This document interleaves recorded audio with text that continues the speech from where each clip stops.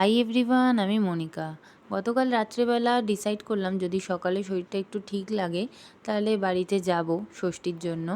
যেহেতু এবছর ও বাড়িতে নেই, এই বিয়ের পরেই প্রথমবার জামাই ষষ্ঠীও যেতে পারলো না।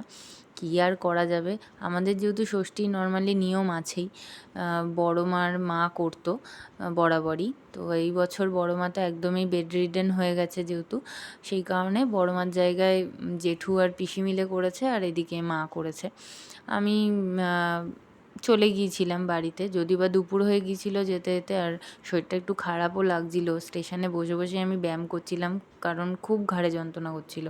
দেন বাড়িতে গিয়ে মা জল দিয়ে দিয়েছিল, যদিও বা আমি খুব একটা ভালো করে ভিডিও করতে পারিনি।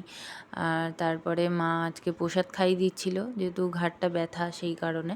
তারপরে সন্ধ্যাবেলা বাড়িতে চলে আসি, এসে এক কাপ চা খেয়ে নিয়েছিলাম। তোমাদের ষষ্ঠী কেমন কাটলো অবশ্যই জানিও। বাই।